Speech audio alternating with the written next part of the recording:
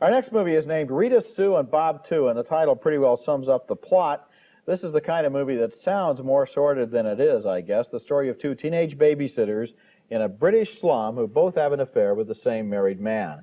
But even to describe it that way gives the wrong idea about this movie, which is not really about sex at all, but about boredom, poverty, and desperation.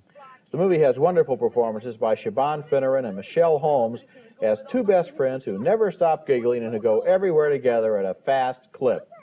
They get jobs as babysitters for a nearby couple that seems unhappily married. Can you babysit for us a week on Wednesday? Yeah. What time?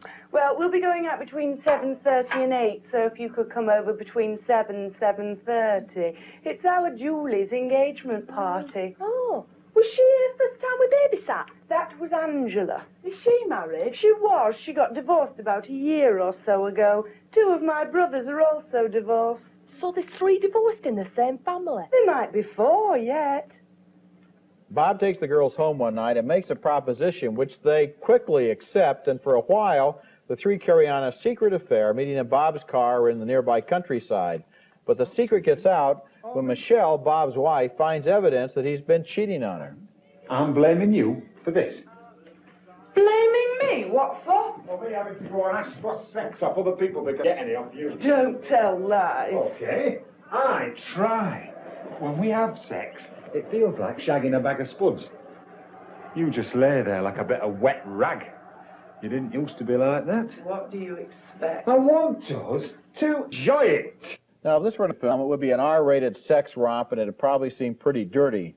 But Rita, Sue, and Bob Too is another one of those recent small-scale British films that's much more interested in human nature than in selling lots of tickets with lots of sex. This is a movie about two tough, hard-as-nails, deprived girls from the worst part of town and an irresponsible, feather-brained adult who thinks he's taking advantage of them when, in fact, they're probably a lot more worldly and cynical than he is. And yet, these aren't bad girls. They are totally without standards because, after all, they haven't been taught any standards. We see the terrible conditions that they live in with drunken father and motorcycle gangs in the front yard and so forth. But they have a sense of humor, they have high spirits, they love life, and this is one of those movies that you actually talk about a lot afterwards because the motives of all the characters are so complicated. Finding good and evil in this film is real tough to do. Well, I'll tell you, it does spin you around a lot because in the beginning of the film, there's a lot of emphasis on sex, and it's quite explicit, and this guy is taking advantage of teenagers. I believe he is taking advantage of them in the beginning because they are virgins before. I think it's made very clear that they don't know about sex. And you see this and you say, wait a minute, and then it keeps going on and on and on. Then something happens, which is, I think I'm not giving away too much. Bob does something with one girl that he doesn't do with another girl. And now the relationships get interesting. And that's when I found the film interesting. But for a long time, I found it repellent. And I'm not totally accepting this film. I'm not going to give it a thumbs up. I'm going to say it's interesting. And the thing that makes me turn my thumb down, the last shot in the movie, which is totally inconsistent with the rest of the film, which is human, and the last shot is a phony gimmick. The last shot is totally gratuitous. I hated the last shot. Now, I'm going to give this film a recommendation, but I'll say this.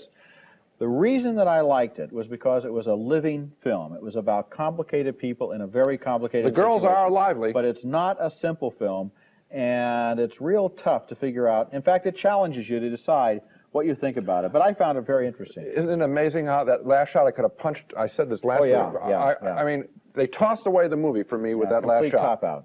Split on Rita, Sue, and Bob Too. Roger admired the energy of the characters. I think the movie took too long to make its point. 1 thumb up, 1 down.